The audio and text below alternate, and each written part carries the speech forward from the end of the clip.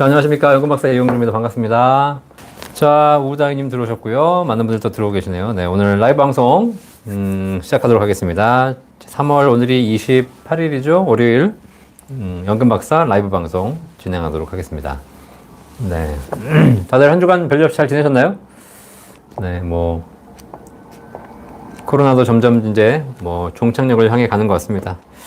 이제 그만하고, 우리가 또 할 일을 하고 살아야 되는데, 너무 그동안 2년 넘게 고생하셔가지고, 다들 힘드셨던 것 같고, 그 와중에도 우리나라에서 연금의 중요성이 확대된 거는 굉장히 또 저는 개인적으로 반갑고 좋은 일이라고 생각해서, 한 2년 전만 해도 연금이 이렇게 중요하다는 생각을 많이들 안 하고 사셨는데, 이제는 연금에 대한 관심들이 많아지셔서, 꾸준하게 연금에 대한 문의도 주고 계시고, 또 삶을 살면서 어떻게 내가 투자해야 되고 노후 준비해야 되는지 그런 부분에 문의도 많이 주시는 것 같아서 제가 꾸준하게 상담을 많이 좀 해드리고 있습니다.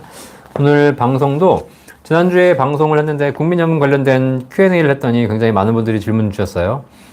오히려 이렇게 저 혼자 이야기하는 것보다 여러분 질문 주신 걸 제가 답변하면서 이렇게 하다 보니까 훨씬 더 이렇게 좀 의미 있고 도움되는 시간인 것 같습니다. 자, 그래서 네, 여러분들 궁금한 거 있으시면 언제든지 저한테 이 댓글창을 통해서 문의해 주시면 제가 바로바로 즉답해 드리도록 하겠습니다. 저라고 다 모든 거 다 잘 알겠습니까? 근데 이제 여러분들 이렇게 궁금하게 물어보시는 것들이 저한테도 굉장히 큰 도움이 되고요. 또 그런 것 중에서 모르는 거 있으면 다시 또 공부하고, 그래서 또 여러분께 알려드리고, 이게 이제 우리나라의 연금에 대한 전문성을 더 갖춰가는 과정이니까, 그나마 그래도 우리나라에서 연금에 대해서 가장 많이 공부하고 알고 있다라는 사람이 이제 제가 되려고 열심히 노력하고 있는 겁니다. 이진희님 안녕하세요. 그 다음에 서나미님 반갑습니다. 김은숙님, 예, 알람 설정까지 하고 기다리셨네요. 감사합니다. 강민규님 안녕하세요. 네. 다들 들어오셨으니까 이제 해주시고, 좋아요 누르고 시작하는 거 아시죠? 그래서 좋아요 꼭 눌러주시고요. 궁금한 점 있으시면 계속 댓글창에 올려주시면 제가 답변해드리도록 하겠습니다. 지난 시간에 국민연금 관련된 방송을 해드렸고, 오늘은 연금 저축 관련된 이야기를 해드리려고 합니다. 제가 방송해드리는 거는 그냥 앉아가지고 이런저런 얘기 하는 게 아니라 이 책이 있습니다. 책. 연금 부자들이라는 책이거든요. 제가 2015년도에 초판을 출판을 했고, 2021년, 작년이죠. 이제 개정판을 출간해가지고, 우리나라의 연금이 왜 중요한지 연금 부자들이라는 책을 출간했고요. 여기 보시면 이 노란 책. 얘가 이제 원래 처음 나왔던 책이고, 얘를 개정해서 만든 게 이 책입니다. 그래서 약간 내용이 좀 바뀌었거든요. 네, 그렇게 있는 거고요. 그 다음에 저기 보시면 부의 진리, 부자 강의 이런 책들이 있으시죠? 이런 책들이 옛날에 썼는데, 부자 강의는 쓴 지가 10년이 넘은 책이고, 부의 진리는 작년에 같이 출간을 해가지고, 투자에 관련돼서는 부의 진리, 연금에 관련돼서는 연금 부자들.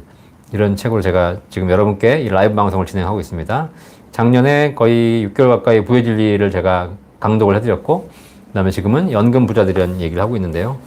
지금 오늘 페이지는 71페이지가 되겠습니다. 71페이지 연금 저축에 대한 이야기 드리도록 하겠습니다. 박정희님, 연금 저축은 몇 세부터 몇 세까지 가능한가요? 라고 했는데 18세 이상이면 누구나 가입 가능하고요. 가입 가능 제한 연령은 없습니다. 죽는 그날까지 가입 가능하신 거고, 연금저축을 통해서 연금을 받으셔야 한다고 55세 이후에 5년 이상, 10년 이상 연금으로 받아야 한다고 알고 계시는데, 연금저축은 소득이 있으신 분들은 연금으로 받지 않고 평생 유지하시는 분도 계세요. 왜냐면 내가 소득이 있다면 연금저축 계좌가 있어야 세금 환급, 세액공제를 받을 수 있거든요.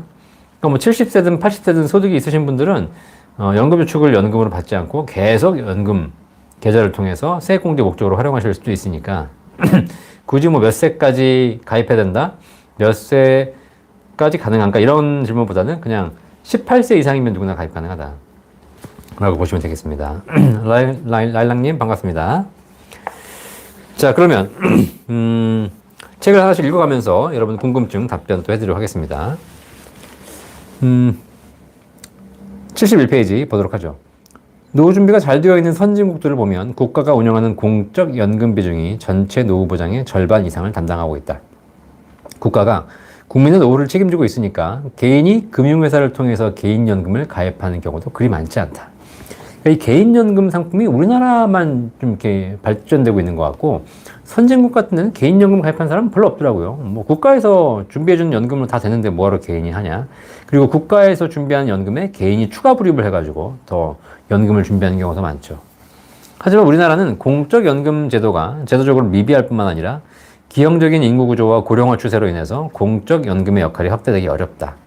따라서 대한민국에 사는 이상 개인 연금을 통해서 스스로 노후 준비를 하는 전략이 필요한 거죠. 개인 연금을 준비한다면 지금 국민연금이나 공무원연금은 공적 연금이고 퇴직연금은 이제 기업에서 준비해 주는 것이고, 다 떠나서 추가적으로 개인 스스로 노후를 준비한다면 가장 먼저 가입해야 할 상품이 바로 연금저축이다. 연금저축은 국가가 국민들의 노후 준비를 지원하기 위해 세제 혜택을 부여한 연금 상품입니다. 따라서 대한민국 국민이라면 누구나 18세 이상이면 가입이 가능하고, 은행, 증권, 보험 등 국내 금융기관 어디에서나 가입할 수 있다. 하지만 연금저축 가입의 주 목적이 소득세 세액공제 혜택을 받는 것이기 때문에, 세금 환급받는 것이기 때문에 아무래도 소득 있는 사람이 가입하는 것이 더 유리하다고 볼 수 있다. 이게 무슨 얘기냐면, 주부들, 소득이 없으신 분들은 연금저축을 가입할 수는 있으나, 가입해서 납입도 할 수 있으나 어차피 세액공제를 받을 수 없기 때문에, 무슨 얘기냐면 내가 일을 하고 있지 않기 때문에 소득이 없고, 소득이 없다는 얘기는 올해 세금을 낸 게 없다는 거기 때문에 세금을 낸 게 없으신 분들이 연금저축을 가입해봐야 세액공제, 세금 환급을 받을 수 없다는 거죠. 자, 그래서 소득이 있는 사람이 하시는 게 유리하고요. 소득이 적으신 분들, 실제로 소득이 뭐 한 2, 3천만 원 이하, 연간 이하이셔서 이것저것 공제받고 나면 실제 결정세액이 0인 분들이 계십니다. 세금을 안 되시는 분들. 이런 분들이 연금저축을 추가로 가입한다고 해서 돌려받을 수 있는 세금은 없는 거죠. 어차피 내가 낸 세금을 돌려받는 것이지 내지도 않은 세금을 돌려주지는 않거든요. 자, 그래서 그런 부분에서 소득이 있는 사람이 가입하는 것이 더 유리하다는 겁니다. 또한 대부분의 소득공제, 세액공제 제도가 근로소득자들에게 해당되는 것과 달리 연금저축 세액공제는 자영업자, 임대소득자처럼 소득이 있는 모든 사람들이 세액공제 혜택을 받을 수 있다. 자, 그래서 자영업하시는 분들도 충분히 연금저축 통해서 세액공제 받을 수 있는 동일한 혜택 받을 수 있기 때문에 근로자가 아니라도 다 가입할 수 있다는 거죠. 실제로 얼마나 혜택을 받을까? 제가 따져보니까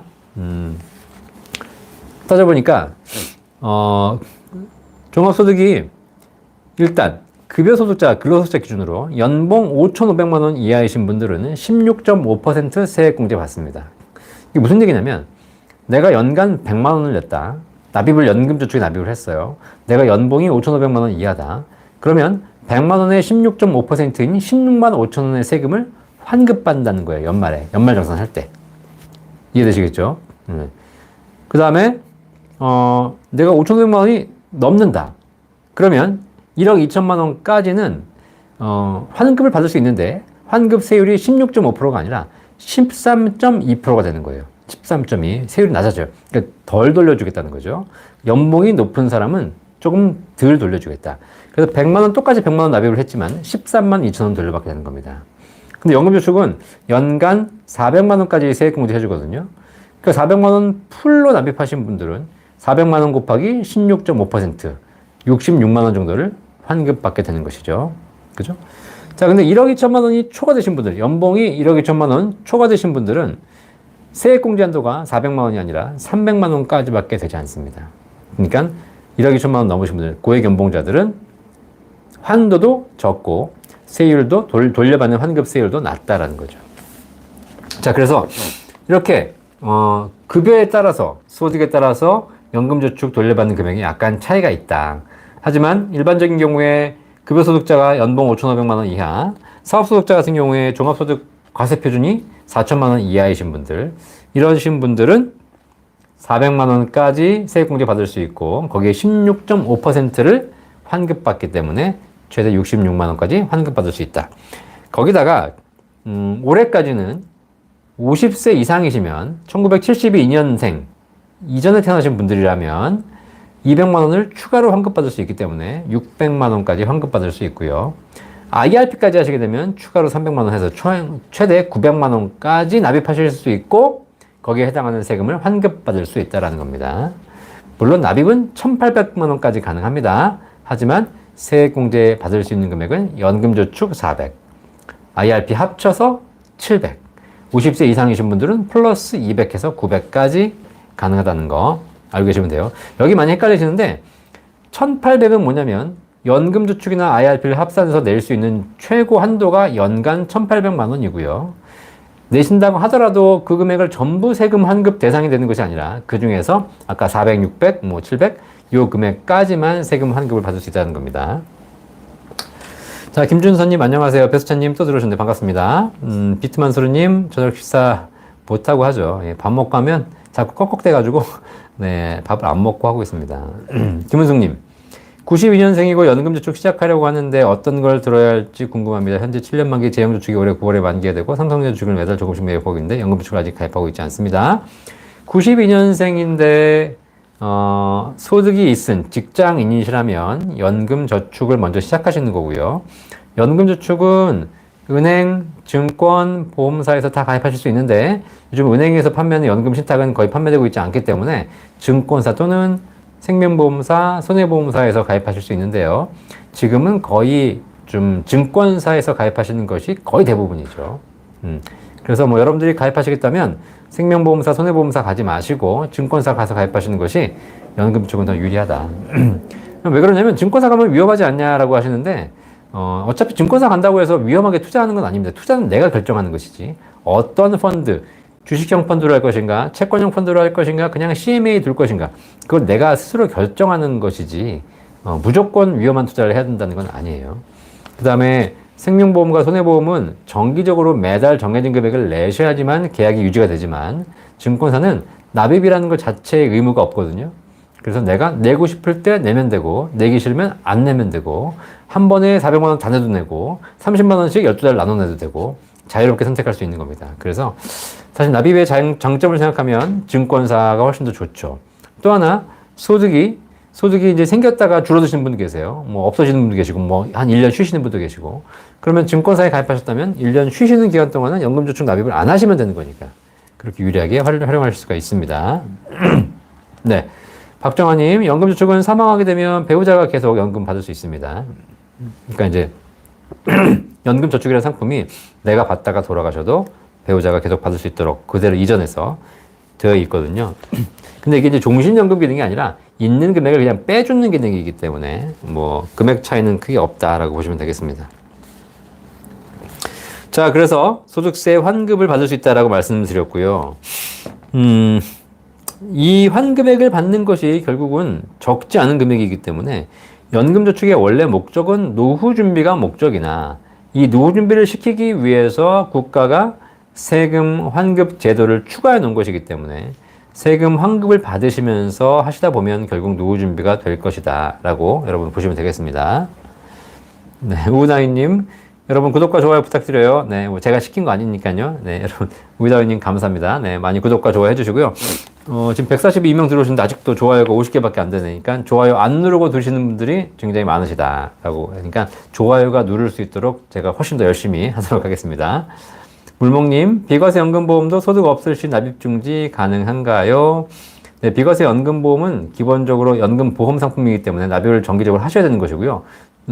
납입 중단은 사실상 기본적으로는 안 됩니다. 근데 일정한 조건 하에서 되는 조건이 있으니까 소득 중단과 관계없이 일정한 조건 하에서 납입 중단이 가능한 시점이 있거든요. 거기에 기능을 한번 찾아보시면 될 것 같고 그 이외에 기본적으로 납입 중단이 안 된다라고 보시면 되고 중단된다 하더라도 나중에 다시 내셔야 된다라고 보시면 되겠습니다. 어령이님 안녕하세요. 스텔라리님 연금저축 중간에 목돈이 필요해서 인출하고 기간 내 다시 모자란 부분 넣을 수 있는 기능도 있는지요? 안 되죠. 연금저축은 아까 말씀드렸듯이 세액공제를 받는 400만 원까지 꾸준히 납입하셨다면 얘는 세금을 환급 받으신 거잖아요. 얘는 중간에 인출은 할 수 있고 해지할 수 있으나 중요한 건 빼는 순간 그동안 돌려받았던 세금 환급 다 토해내셔야 돼요. 그죠? 연금저축은 그 세금을 토해내지 않으시려면 55세 이후에 10년 이상 연금으로 나눠 받으셔야 된다는 조건이 있어요. 그 조건을 지키셔야 세금 토해내지 않고 연금소득세 5.5% 내고 받으시게 되는 것이지 그렇지 않고 중간에 빼시게 되면 연금소득세가 아니라 기타 소득세로 과세가 돼가지고 16.5% 세금을 내셔야 된다는 거. 그래서 지금까지 돌려받은 것보다 더 큰 세금을 토해내셔야 된다는 거. 그렇기 때문에 중간에 빼시면 안 되고요. 다만 아까 세액공제를 받은 금액은 그렇게 하셔야 되는데 세액공제를 내가 더 많이 내서 뭐 1,800만 원까지 내셔가지고 추가로 세액공제를 받지 않은 금액이 있습니다. 걔네들은 뭐 언제든지 빼실 수가 있는 거죠. 네. 네. 아이고, 네. 망고킹고님, 좋아요, 감사합니다. 송창선님, 수고 많으십니다. 감사합니다. 비트만수르님, 박사님 요즘 책 어떤 거 읽으신지 궁금해요. 이거? 참해. 제가 오늘 책을 하나 선물 받았어요. 그래가지고, 비트만수르님 책, 어떤 거 읽으시는지 궁금하다고 말씀하셨는데, 저 책 잘 안 읽는 거 아시죠? 책을 읽는 책보다 쓰는 책이 더 많다는 거. 근데 제가 오늘 선물 받은 책이 이제 제가 관심 있는 분야의 책인데 이분 만나서 선물 받았어요. 이게 바로 뭐냐면 이 책이에요. 제목 보이세요? Living Trust. 신탁의 시대가 온다. 아이고 죄송합니다. 이게 뭐냐면 제가 지금 보고 있는 시장이에요. 지금 제가 연금박사라는 채널을 운영하고 있고 연금에 대한 전문성 가지고 상담하고 있지만 연금은 노후 준비하는 거거든요. 자, 그러면 노후 준비가 이제 연금의 시대가 지나가면 고령사회가 이제 끝나가고 사람들이 이제 노후가 끝나고 사망하기 시작합니다. 그럼 사망하기 시작하면 그 사람들이 무슨 생각하냐면 노후가 되니까 연금을 생각하듯이 이제 돌아가실 때가 되면 내 재산을 물려줄 것에 대한 고민을 하시게 되겠죠. 그러면 상속에 대한 고민을 하시게 됩니다. 근데 상속은 물려주고 끝나는 거예요. 그럼 이제 남은 가족들이 그걸 쓰는 거죠. 자, 그런데 이 자산을 가지신 분들이 뭘 고민하기 시작하냐면 내가 하늘나라로 가. 그런데 내가 이 땅에 놓고 가는 자산을 하늘나라에 가서도 내 마음대로 쓰고 싶어. 이런 생각을 하실 수 있어요. 왜냐면 자식이 있는데 쟤를 줘봐야 결국은 제가 말아먹을 거거든. 그러니까 쟤를 줘봐야 의미가 주긴 줘야 될 거 어차피 갈긴 갈 건데 쟤를 줬다가는 날릴 것 같아. 혹은 문제가 생길 것 같아. 그래서 자기가 이렇게 수십 년 살아보니 돈은 이렇게 관리하고 이렇게 하는 것이 좋겠다라는 철학이 생길 거 아니에요. 그 철학을 넣어서 돈을 맡겨서 그 철학대로 돈이 사용되어지도록 돈이 투자되도록 하는 것이 바로 신탁이에요. 신탁. 트러스트라고 하죠.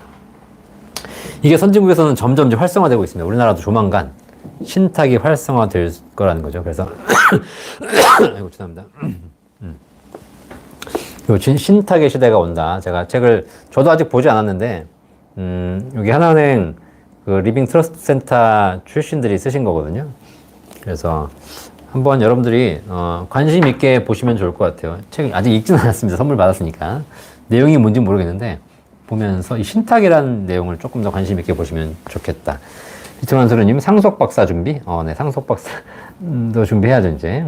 뭐 저는 그냥 연금 박사만 할래요. 연금 박사 하기도 바빠 죽겠어요 지금 사실. 뭐 상속 박사 해봐야 뭐 하겠어요.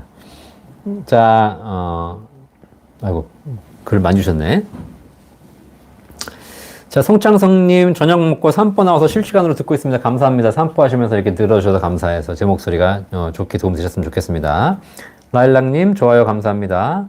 베스터님 박사님 매일 강의 나가나요? 제가 강의를 매일 나가면 좋은데 지금 코로나 때문에 강의들이 많이 없어서 매일 나가지는 않고요. 네, 뭐 요즘은 상담 많이 하고 있고 온라인 강의를 많이 하고 있습니다.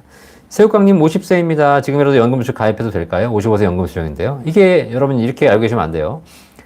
연금저축은 55세 이후에 55세가 지난 후에 연금으로 수령하라 라고 얘기해 둔 거지 반드시 55세에 수령해야 될 이유는 없습니다. 그렇죠? 그러니까 최소 55세는 넘어야 된다는 겁니다. 그러면 50세에 가입하셨는데 소득이 앞으로 60세, 65세도 계속 있어. 그럼 이분은 연금을 수령하실 이유가 없어요. 계속 연간 400만 원 넣으시면서 세금 환급 받으시면 되는 거죠. 그러다가 이제 소득이 종료가 되면 이제부터 연금 받아야 되겠다. 그러면 그게 65세든 70세든 75세든 그때부터 연금 받으시면 되기 때문에 반드시 55세부터 받아야 된다. 정해진 시기에 받아야 된다. 이 생각을 버리셔야 돼요. 연금저축은. 자, 박초롱님, 좋아요, 구독은 사랑입니다. 좋아요 많이 눌러주시고요. 노명호님, 반갑습니다. 제이슈엠님, 부의 진리 연금부자들 잘 보았습니다. 보셨죠? 어떠셨어요? 뭐 느낌도 공유해주시면 감사하겠습니다. 부의 진리는 제가 봐도 정말 좋은 책인 것 같다는 생각이 들고요. 네. 김정식님, 1,900만 원 넣었는데 연금 취소할까봐요. 10년 넣어서 28만 원 받는다네요. 1,900만 원, 뭐 어떤 상황인지 모르겠지만, 1,900만 원 넣어서 28만 원 받으면 좋은 건데요. 그죠? 네. 뭐 연금 금액이 적다라고 해서 불만이신 분들이 계신데, 사실 우리나라 현재 금리가 낮기 때문에 아무리 좋은 연금도 여러분 생각보다 그 이상의 그 연금을 받기는 쉽지 않으세요. 좀 약간 눈높이를 낮추시는 게 좋아요.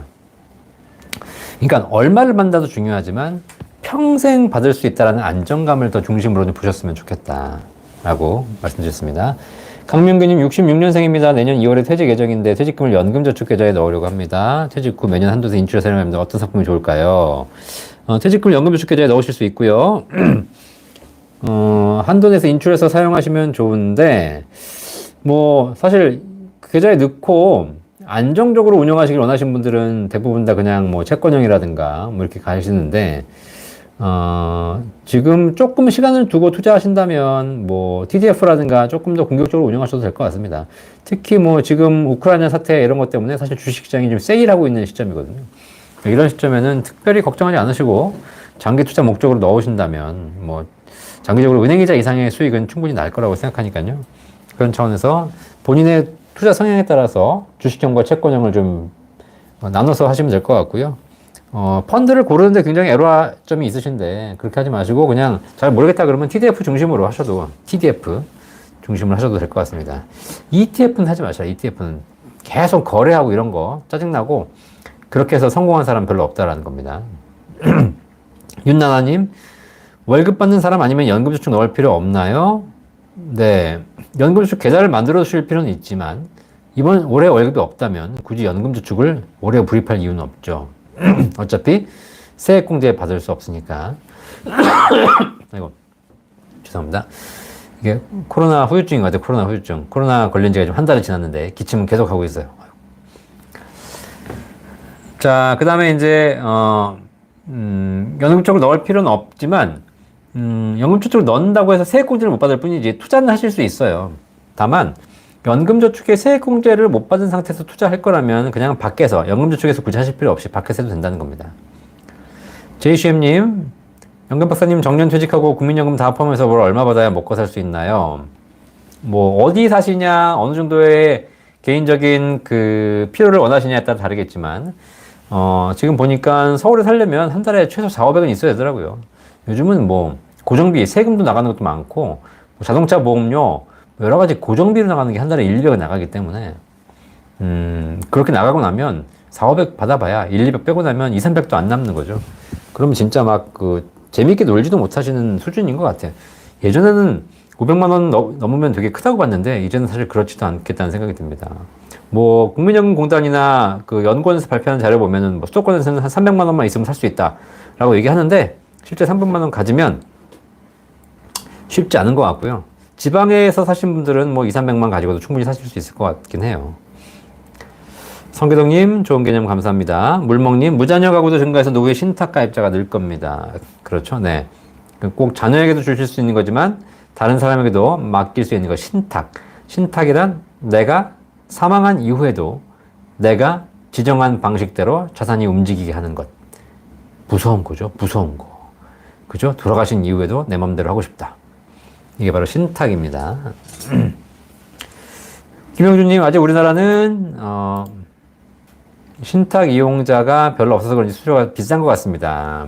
그렇죠. 사실 뭐든지 처음에 생길 때는 생소하기 때문에 뭐 비용을 비싸게 받죠. 그러다가 이제 점점 시장이 또 경쟁이 치열해지면서 또 수수료가 낮아지고 이런 것 같아요. 그렇죠. 그래서 앞으로는 어쨌든 뭐 어떻게 바뀔지 모르겠지만 신탁이라는 개념도 우리가 좀 보일 필요가 있습니다. 비트만스님 옆길로 새는 이야기 너무 재밌어요. 옆길로 새지 않으려고 노력 중입니다. 감사합니다. 왕국킹고님, 연금저축 58세부터 받는데요. 10년, 20년, 30년 선택해야 되는데요. 네, 10년을 받을 것인가, 20년 받을 것인가, 30년 받을 것인가, 이거는 제가 결정해 드리는 게 아니에요. 만곡킹고님이 내가, 노후에 연금이 어느 정도 준비되어 있는가를 보셔서 10년간 바짝 받아야 된다 그러면 바짝 받으시는 거고, 10년간 바짝 받았다가 그 이후에 굶어 죽게 생겼다 그러면 나눠 받으시는 거니까, 네, 그걸 여러분 망고킹부님의 상황에 맞춰서 선택하시는 거지, 그 포트폴리오를 짜는 거거든요. 네, 일방적으로 어느 게 좋다라고 말씀드릴 수는 없어요. 박정아 연금 펀드로님 준비하고 있습니다. 감사합니다, 박정아님. 박철홍님, 소득 없는 주부들은 소득공제 받을 일이 없는데 득과실이 있을까요? 네, 소득 없는 주부들은 소득공제, 세액공제 받을 일이 없으니까 이런 분들은 차라리 연금저축 말고 그냥 일반 비과세 연금보험이 유리하시겠죠. 당장 세액공제 받지 못하지만 연금 탈 때 과세되지 않으니까 그렇게 보시는 게 좋을 것 같고요. 배수천님, 근데 사람들은 자기가 영원히 사는 줄 압니다. 그렇죠. 돌아가시는 그날까지도 죽을 거란 생각 안 하고 사시는 거죠. 저는 사실 뭐 금융 일을 하면서 뭐 보험 상담도 하다 보니까 그런 걸 많이 느껴요. 언제든지 사람은 죽을 수 있다. 저 같은 경우에도 사실 뭐 종신보험도 가입돼 있고 정기보험도 가입돼 있거든요. 정기보험. 이게 뭐냐면 정기보험이라는 게 제가 영상에서 말씀드렸지만 일정 기간 동안 사망을 보장하는 거예요. 근데 제가 몇 년 전에 너무 일이 많으니까 막 그 운전을 하면서도 계속 전화를 받아야 되고 뭐 이런 상황이 발생하는 거죠. 이러다가 내가 죽겠다는 생각이 드는 겁니다. 근데 우리 애들은 아직 어리거든요. 그래서 얘네들을 교육이 끝나야 되는데 그 전에 내가 죽으면 얘들은 어떡하지? 라는 고민이 들면서 딱 10년짜리 정기보험을 지금도 들고 있어요. 그거는 10년 이내에 혹시 내가 사고로 사망하게 되면 얼마가 나와서 가족들에게 지급돼서 그들이 기본적인 삶을 살 수 있도록 준비할 수 있도록 도와주는 그런 걸 하고 있는 거죠. 근데 이제 이런 일을 하다 보니까 그런 생각을 더 많이 하게 된다는 거죠. 근데 그런 쪽에 관심 없으신 분들은 평생을 가도 그런 생각 안 하시는 가다가 언제 생각하시냐? 자기 주변에 그런 일이 벌어지면. 갑자기 친한 분이 뭐 불의의 사고로 사망하신다거나 누가 암에 걸렸다거나 이렇게 되면 그제서야 이제 막 뭘 준비하기 시작하시는 거죠. 그래서 모든 거는 미리미리 준비하시는 것이 좋다. 가사킴님, 노후 대비할 때 비과세 한도가 두 종류 있던데 연금저축 1,800만 원 한도와 비교했을 때 비과세 한도를 먼저 채우는 게 좋을까요? 자, 1,800만 원 한도 설명드릴게요. 연금저축 1,800만 원이 있고요. 비과세 연금 1,800이 있어요. 연금저축과 비과세 연금은 전혀 다른 상품입니다. 연금저축은 똑같이 노후 준비를 하는 거지만 연금저축은 국가에서 세액공제를 해드리는 상품이고 얘는 1,800까지 납입을 할 수가 있고 그 중에서 400만 원까지 세금 환급을 해드리는 거예요. 반면에 비과세 연금은 납입 금액은 무제한이에요. 무제한. 다만 연간 1,800만 원까지 그 이내에서 내신 금액에 대해서 연금 탈 때 비과세 해드리겠다는 겁니다. 달라요. 연금저축은 납입 자체를 1,800만 원까지만 가능하고 그 중에 400만 원만 세액공제 해주는 거고 비과세 연금은 납입은 무제한인데 그 금액 중에서 1,800만 원 이내의 금액을 비과세 해주는 거죠. 본 광고는 생명보험 광고 심의 기준을 준수하였으며 유효기간은 심의일로부터 1년입니다. 잠깐까지 이제 헷갈리지 않으셨으면 좋겠고요. 어느 걸 먼저 채우는 게 좋을까요? 사실 뭐 이거는 뭐 답이 없습니다. 본인 상황에 따라서. 근데 소득이 있으시다면 당장 세액공제 받는 것이 중요하니까 연금저축부터 가고 비과세 연금을 가는 것이 조금 더 합리적이지 않을까 하는 생각이 듭니다. YH님, 연금 물가상승 화폐가치 설명 좀 해주세요. 자, 이게 되게 어려운 개념인데 연금을 받는 금액이 뭐 크지 않은데 뭐 지금도 크지 않는데 이런 게 있어요. 나중에 100만 원 받는다고 하는데 지금도 100만 원이 크지 않는데 뭐 20, 30년 후에 100만 원 받아봐야 얼마 되겠냐. 이렇게 물어보시는 분들 굉장히 많으세요. 자, 여기 설명해드리자면 여러분들이 국민연금은 연금 받을 때 물가 상승률 연동합니다. 그러니까 올해 100만 원 받았더라도 내년에 물가가 2% 오르면 102만 원으로 연금액이 올라가요. 물가 상승률을 반영해 주죠. 자, 그런데 국민연금이 물가 상승률을 반영해 주는 이유는 뭐냐면 국민연금은 납입할 때부터 물가 상승률을 반영해서 내요. 무슨 얘기냐면 내가 월급이 100만 원이면 100만 원에 9%인 9만 원 냅니다. 그럼 내가 평생 9만 원 내고 나서 국민연금 받을 때도 물가상승률을 해주면 좋은데 그게 아니라 100만 원 받을 때는 9만 원 내다가 물가상승률이 올라서 내 월급이 110만 원 되면 나는 9만 9천 원 내야 되는 거예요. 내 월급이 200으로 오르면 18만 원 내야 되는 것이고요. 내 월급이 300으로 오르면 27만 원 내야 돼요. 물가가 오르고 내 급여가 오르는 만큼 내 연금 납입액은 정액을 내는 것이 아니라 9만 원 딱 내는 것이 아니라 내 급여의 9% 이렇게 되어 있기 때문에 낼 때부터 물가와 임금이 상승하는 만큼 연금을 더 내셨다는 거야. 그래서 연금 받을 때 물가 상승률만큼 더 올려드리는 것이고 화폐 가치가 보장되는 거예요. 88년도에 우리 아버지 월급이 50만 원이었는데 그때 50만 원 받던 사람이 거기에 3%인 뭐 5, 35, 15,000원 냈다면 그죠? 그때 88년도에 50만 원 받던 사람이 지금도 50만 원 받고 있지 않잖아요. 지금은 500만 원, 1000만 원 받고 있을 거 아닙니까? 근데 지금도 15,000원 내고 있으면 안 되는 거잖아요. 지금은 500만 원 받으시면서 500만 원의 9%인 45만 원 내고 계신 거예요. 그러니까 화폐 가치가 반영되는 거죠. 개인연금은 화폐 가치 반영이 안 됩니다. 왜 그럴까요? 정액 납입이기 때문에 그래요. 내가 10년 전에 가입할 때 20만 원짜리 가입을 했어요. 근데 그걸 지금도 20만 원 내고 있잖아. 내 월급은 더블이 됐고 내 자산 가치는 2배가 됐음에도 불구하고 나는 아직도 10년 전 가치인 20만 원을 내고 있어요. 그러니까 연금 받을 때 화폐 가치 보장이 될 수가 없는 거죠. 그럼 방법이 뭐예요? 방법이 있어요. 여러분이 개인연금 가입하실 때도 급여가 인상되는 만큼 자산 가치가 상승하는 만큼 연금액을 증액해서 내시면 된다는 겁니다. 내가 한 달에 20만 원 내기로 마음먹었는데 내년에 급여가 10% 인상됐다. 그럼 22만 원 내셔야 되는 것이고요. 내가 급여가 2배로 올랐다? 그러면 40만 원 내셔야 되는 거예요. 그렇게 하시면 화폐 가치가 보장된다는 겁니다. 이해되시겠습니까? 자, 그래서 화폐 가치 보장 얘기는 사실 이거는 수학 개념이에요. 수학 개념. 상품의 개념이 아니고. 자, 성환님, 안녕하세요. 28살 세후소득이 190만 원인데 아직 개인연금을 하고 있지 않습니다. 개인연금을 소득 대비 얼마나 넣으면 좋을까요? 적정비 궁금합니다. 제가 결혼도 해야 되고 집도 사야 돼서 얼마나 노후자금 투자하면 좋은지 궁금합니다. 28살 세후소득 190만 원. 그냥 결혼부터 하시고 집부터 사세요. 네. 세후소득이 이렇게 많지 않으신데 여기 노후 준비까지 하게 되면 굉장히 사실 빠듯해요. 굳이 노후 준비 하시겠다면 연금저축 계좌 개설을 하셔가지고 연간 400만 원 한도 내에서 내가 넣을 수 있는 만큼 넣어서 준비하실 수 있으면 좋을 것 같고요. 뭐 노후 준비도 굉장히 중요하고 연금 박사 입장에서 노후 준비가 더 중요하다고 말씀드리겠지만 28살이고 그죠? 결혼할 자금 마련하기도 쉽지 않을 거고 또 집을 사실 살 수 있을까? 부모가 물려주지 않는 이상 죄송합니다만 한 달에 190만 원 받아가지고 우리나라에서 집 살 수 없잖아요. 그죠? 한 달에 190만 원 받으면 다 저축, 밥도 안 먹고 다 저축하면 1년에 2천만 원. 10년 해야 2억. 30년 해야 6억. 6억 하면 서울에 집 살 수 있나? 못 사는데? 어디 사지? 서울의 집값이 지금 10억이 넘어가니까 한 50년을 한 푼도 안 쓰고 뭐야 된다는 거. 50년에 집값이 10억일까? 더 올라가면 어떡하지? 그죠? 그러니까 집도 사고 결혼도 하고 하신다고 하시는데 성환님 죄송합니다만 이거 뭐 그냥 꿈일 수 있어요. 꿈. 네, 대한민국은 현재 그런 상황입니다. 평범한 젊은이가 직장 생활 해가지고 집 못 사요. 네. 네, 코로나19 빠른 큐 감사합니다. 33만 원 10년 납 했으셨습니다. 휴대폰 프로자님, 이번 주 유족연금 방송하신다고 질문을 기다렸어요. 예, 유족연금 했어야 되는 건데, 네. 유족연금 받고 있는 자영업자입니다. 월 수입 350만 원 이상이면 지급 정지된다고 들었는데, 혹시 수입이 늘어 정지했다가 수입이 줄어들면 다시 유족연금 받을 수 있나요? 자, 이거 국민연금공단에 좀 확인해 보셔야 될 것 같은데, 유족연금은 소득에 따라 지급 정지되지는 않습니다. 이거.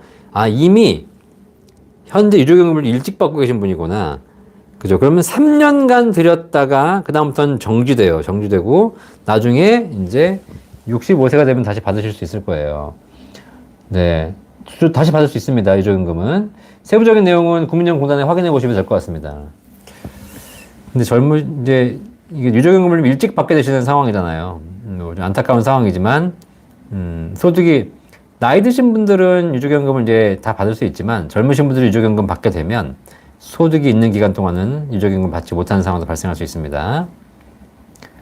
제이지님 요즘 연금저축 펀드도 많이 추천하던데 연금 박사님은 ETF 연금저축 상품 추천하십니까? 저 안 합니다. 저는 연금저축을 ETF로 하는 사람들은 아주 유행을 따라가시는 분이라고 봐요. 연금저축을 ETF 운영이 가능하죠. 샀다 팔았다 샀다 팔았다. 그거를 30년간 하셔야 돼요. 해보세요. 단언컨대 연금저축을 사서 연금저축 가입해가지고 거기서 ETF로 하시는 분들 내년 후년에도 ETF 하고 있지 않을 거예요. 포기하거나 방치하고 있거나 그러실 겁니다. 떨어지는 주식을 보면서 그냥 눈 감고 있거나 보기도 싫어 이렇게 하고 있겠죠. 이거는 안 된다니까. 그냥 장기로 묻어둘 수 있는 펀드에다가 묻어두시는 게 제일 마음 편합니다. 나기님 오늘 생일 축하드립니다. 생일 축하드립니다. 네. 노현주님 반갑습니다. 스텔라님 궁금하고 답답한 분 많이 해주고 있어서 감사합니다. 구룡쟁패님 자녀에게 연금보험 한 달에 100만 원씩 넣어주면 상속세 내야 하나요? 자녀에게 넣어주는 것은 상속세가 아니라 증여세죠. 증여세를 아마 이제 부과될 텐데 사실 그 증여되는 시점을 언제로 보냐면 그 보험금이 지급되는 시점으로 보거든요. 그러다 보니까 자녀가 연금 받는 시점, 수십 년 후에 연금 받는 시점을 증여로 보기 때문에 사실 그때 가서 증여세를 내야 될지는 제가 보기에는 사실 조금 의문점이 있는데 어쨌든 증여는 맞지만 연금보험을 가입하면서 증여세를 신고하신 분들은 사실 별로 없더라고요. 50세 이상 연금저축 추가납입이 있던데요. 600만 원까지 소득공제 혜택이 있고요. 한시적인가요? 50세 쭉인가요? 네, 50세 이상이신 분들은 600만 원까지 가능한데 올해까지입니다. 올해 일몰되는 것이고 내년에 연장이 될지는 올해 말에 가봐야 알 수 있는 거죠.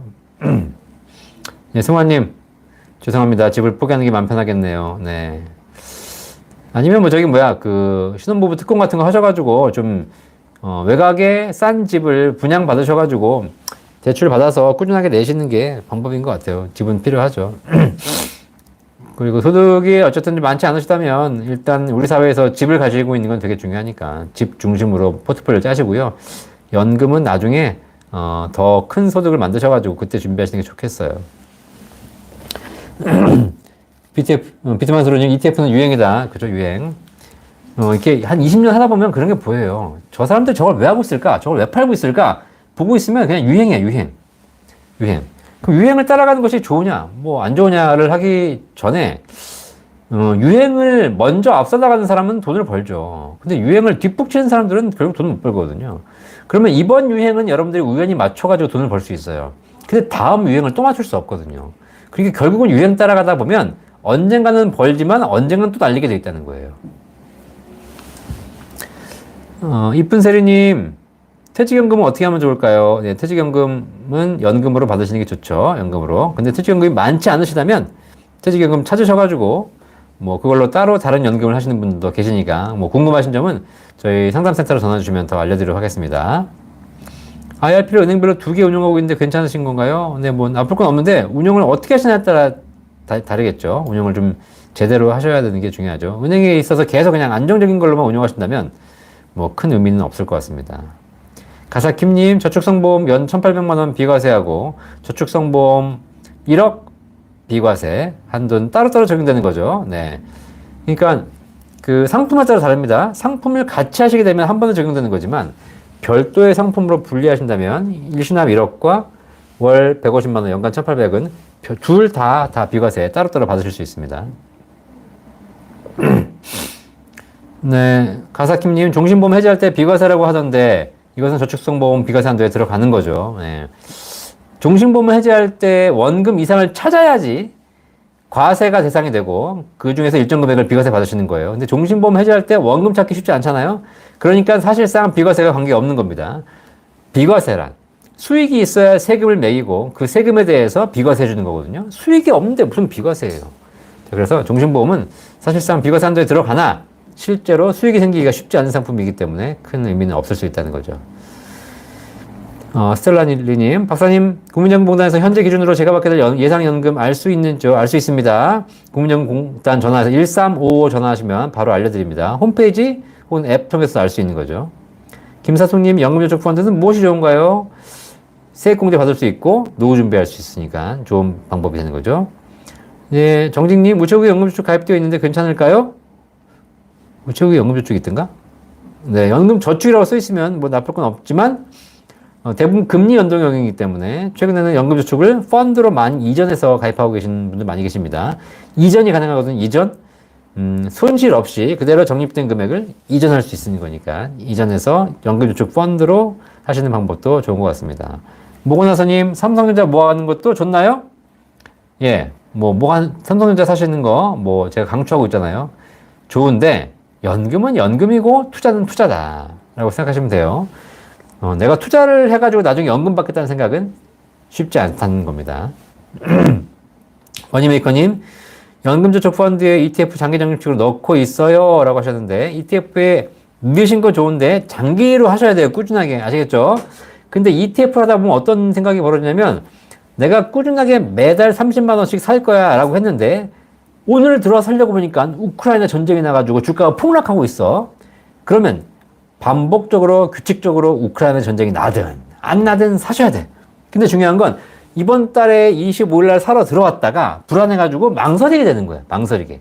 그러면서 난 내 스스로 뭘 하고 있냐면 타이밍을 보고 있어. 타이밍을. 그러면 이미 장기 투자에 대한 개념은 사라지게 된다. 아시겠죠? 자, 그래서 그걸 안 하신다면 ETF 하셔도 돼요.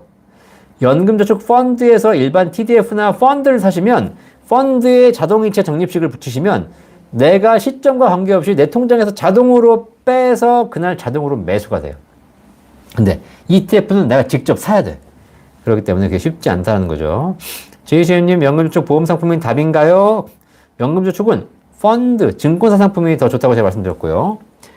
노현주님, 상담할 게 있는데 어떻게 소통해야 하는지 모르겠습니다. 상담할 게 있으시면 저희 연금박사 상담센터로 전화 주시거나, 아니면 제 개인적인 메일로 주시면 제가 답변 다 해드리도록 하겠습니다. 네. 저희 상담센터 전화번호는 1800-3624고요. 제 개인 메일은 나중에 영상에 보시면 다 있으니까 소개 그쪽으로 주시면 제가 답변해 드리도록 하겠습니다. 물먹님, 비과세연금도 금액 감액 증액이 가능합니까? 여러분, 보험 상품은 감액 증액이 다 가능한데 감액은 결국 부분 해약이고 증액은 추가 가입이라는 거 꼭 명심하시고 하셨으면 좋겠어요. 그러니까 기본적으로 감액 증액이 가능하나 감액을 하시게 되면 결국 해지하는 거다. 구룡쟁표님, 만 46세입니다. 최저보장연금 65세보단 66세 수령이 유리한가요? 20년 최고가 유리하다고 하셨는데요.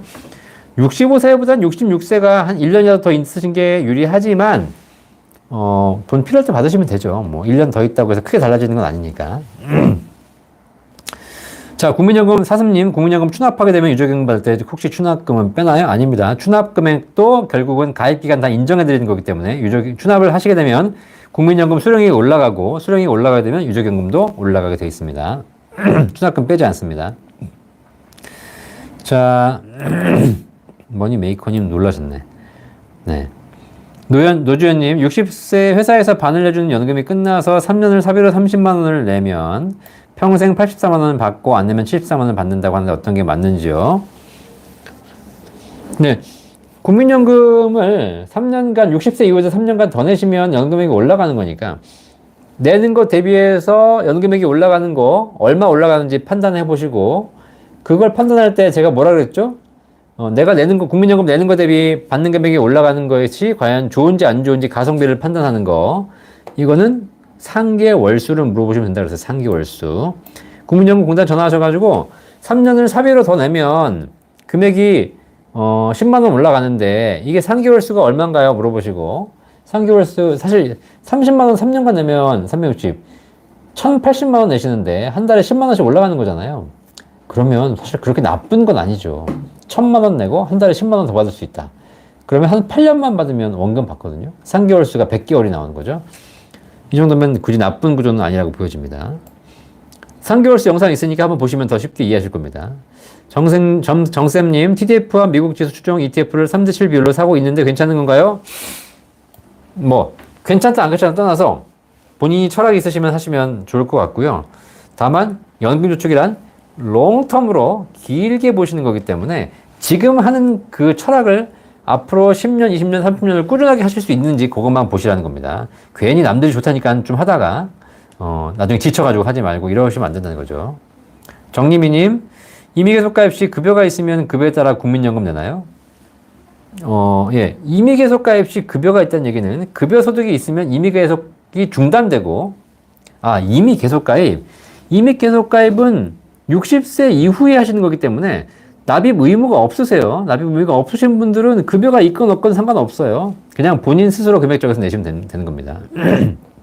임의가입자는 60세 이전에 내가 내시는 분, 소득이 없으신 분들이 임의가입자고, 임의계속가입자는 60세 이후에 납입이 이제 끝났어. 더 이상 국민연금 안 내도 돼. 그럼 내가 스스로 내겠다고 하시는 거기 때문에 급여와는 무관합니다. 머니메이커님, ETF 하다 보면, 너무 많이 올랐는데, 이걸 사야 하나라는 생각이 들 때가 많아요. 그렇죠. 그렇기 때문에 연금저축을 ETF로 투자하는 것이 규칙적인 투자가 되기 쉽지 않다라는 거예요. 그죠? 제가 부의 진리에서 말씀드린 내용 기억나세요? 부의 진리에서? 부의 진리에 보시면, 카지노에 가면, 카지노에서 돈 버는 방법이 있는데, 카지노에 가면, 게임을 하는 플레이어들이 있고, 게임을 진행하는 카드를 나눠주는 딜러들이 있습니다. 딜러. 카지노 측의 딜러와 게임하는 플레이어가 있어요. 사실, 모든 카지노 게임의 확률은 딜러와 카지노와 플레이어 둘이 반반. 그리고 약간 플레이어가 더 낮죠. 그래서 한 51대 49? 그래서 게임을 고정적으로 반복하다 보면 카지노가 조금 더 벌 수 있는 구조로 사실 게임들이 만들어져 있습니다. 그런데 결과는 어떻게 되냐면 결과는 카지노 99, 플레이어 빵이에요. 빵. 1. 거의 못 번다는 거죠. 그러면 게임의 설계는 확률상 거의 반반인데 왜 결과는 대부분 카지노가 돈을 버는가? 여기에서 제가 부의 진리에서 말씀드린 거 뭐라고 말씀드린지 혹시 아세요? 예, 제가 거기서 나름 명언을 한 게 있습니다. 나름 명언 기억나시나요 혹시? 예, 기억나시면 댓글에 올려주세요. 예, 비트만수르님 뭐라고 했죠 제가? 기억 안 나시는 것 같은데. 자, 그죠? 네, 제가 딜러와 플레이어를 얘기하면서 제가 했던 말씀이 있어요. 왜 딜러와 플레이어가 확률은 거의 반반인데 왜 결국 딜러, 카지노가 다 가져가는가? 그렇죠. 베스타님 감사합니다. 딜러는 반복하고 플레이어는 판단한다는 거예요. 생각하면서 판단한다는 거예요. 딜러는 규칙적인 것들을 반복하고 있고 딜러는 끊임없이 저걸 지금 살까, 나중에 살까, 지금 걸까, 나중에 걸까를 고민하고 있다는 거예요. 그게 결국은 결론적으로 봤을 때 반복적인 행동을 한 딜러들은 돈을 가져가고 있고 끊임없이 고민하고 판단하려고 하는 플레이어들은 돈을 날리고 있다는 거예요. 이해되시겠죠? 자, 이건 세상의 진리예요. 세상의 진리. 그러니까 투자에서도 명확하게 적용됩니다. 그러니까 단기적으로는 어떨지 모르겠지만 장기적으로는 그럴 수 있기 때문에 여러분들이 반복을 하실 수 있으면 규칙적으로 반복할 수 있으면 ETF 사세요. 근데 그걸 자신이 없다. 그러면 그냥 펀드에 자동 이체하시는 게 낫습니다. 임대섭님, 과학기술공제 퇴직연금을 기관에서 납부하는 것 외에 추납하는 것이 유리한지요? 이건 과학기술공제연금 공제에 한번 물어보셔야 될 것 같은데요. 과학기술공제연금을 가입하신 분들은 국민연금은 안 되니까 과학기술공제 외에 추납이 가능하실 텐데 추납 제도에 따라 아마 기본적으로 내고 계신 분들은 추납이 안 될 거예요. 트리플 제로님, 안녕하세요. 좋은 강의들 감사합니다. IRP를 2018년부터 꾸준히 700씩 넣고 있는데 400은 하나은행, IRP 300, 포스증권 IRP, 네, 로 나눠 있는데 한 곳을 합쳐야 하나요? 뭐 큰 차이 없습니다. 하나은행에서도 펀드를 사실 수가 있고, 포스증권에서도 수수료 저렴하게 사실 수 있기 때문에 뭐 제가 보기엔 굳이 합쳐야 하실 필요는 없을 것 같고요. 관리상 어려우시다면 합치시고, 아니면 그냥 별도로 운영하시면 될 것 같습니다. 베스트님, 코로나 끝나면 구독자 모임 한번 해요. 음식값은 더치페이라고요. 박사님, 밥값은 제가 냅니다. 감사합니다. 제가 다 살게요. 저도 사실 빨리 뵙고 싶어요. 근데 코로나 때문에 좀 그렇고요. 제가 지금 사무실 여기 지금 강변역 테크노마트 13층에 있거든요. 혹시 지나가다가 시간 되신 분은 언제든 들르세요. 그럼 제가 있으면 차 한잔 할 수 있는 거니까. 그래서 오시면 언제든지 여러분 하시고요. 나중에 코로나가 좀 정리되면 한번 정기 모임이라든가 강연을 또 하도록 하겠습니다.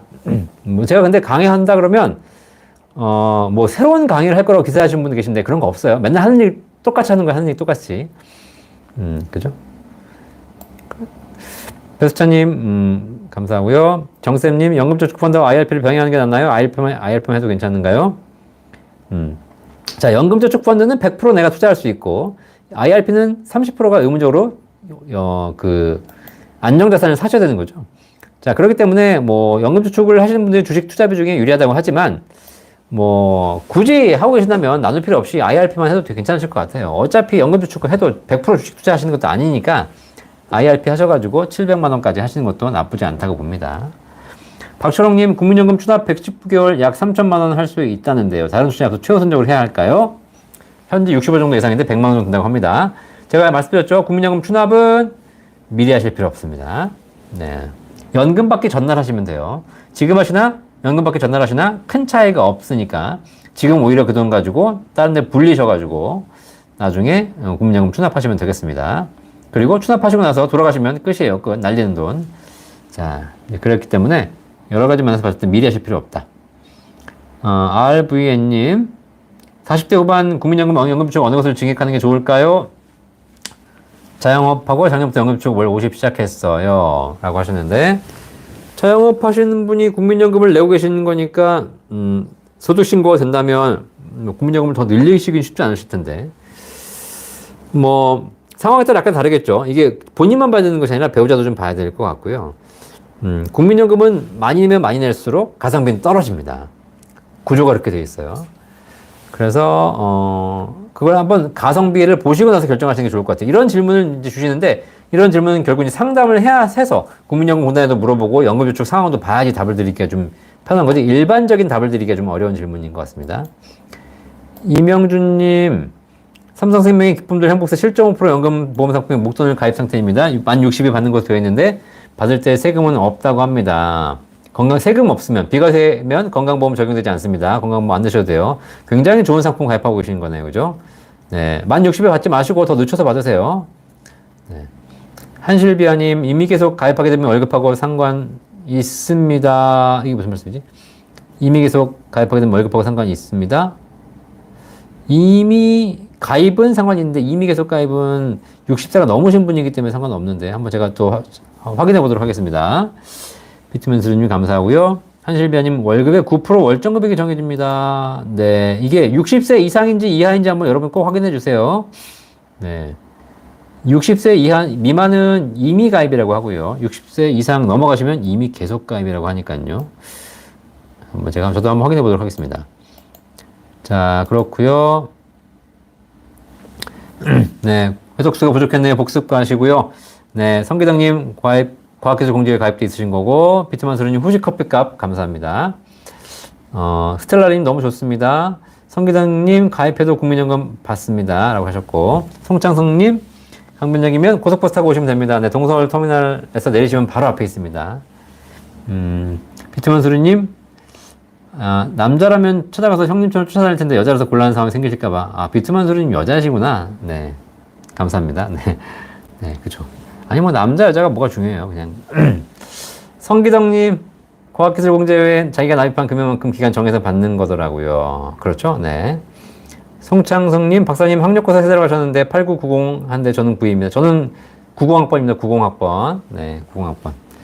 이명준님 감사하고요. 한실비안 60세 이상이시라고 했는데 한실비안이 말씀하시는 걸 제가 한번 내일 국민연금에 확인해 볼게요. 이미 계속 가입자가 월급 생기면 어떻게 되는지.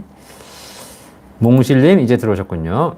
네, 9만원 냈는데 월급을 탄다고 10만원 넘게 나와서 중단했습니다. 라고 하셨는데 해서 확인해서 제가 알려드리도록 하겠습니다.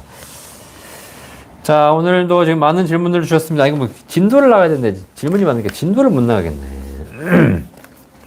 뭐 도움이 되셨는지 모르겠는데요. 연금저축 사실 뭐 관심도 많으시고 많이들 하고 계시는데 꼭 여러분 하셔가지고 도움이 되셨으면 좋겠습니다. 연금저축을 어떻게 받아야 될지도 한번 이제 다음 시간에 보면 될 것 같네요. 시간이 55분이 지나갔어. 집에 가서 밥 먹어야 되는데. 비트만스루님, 사무실에 근무자분들 몇 분 계실까요? 동서울 근처에 계시면 금년 사서 잠깐 방문하고 싶어요. 저희 뭐 그렇게 많지 않습니다. 지금 막 오픈을 해가지고요. 네.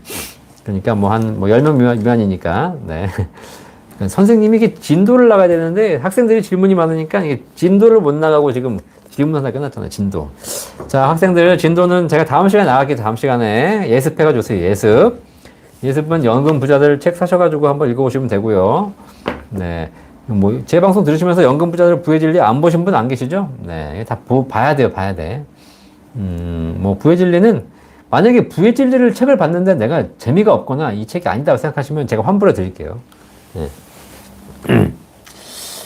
자, 오늘도 많은 분들이 이제, 국민연금 또 연금저축에 관심 가져서 감사드리고요.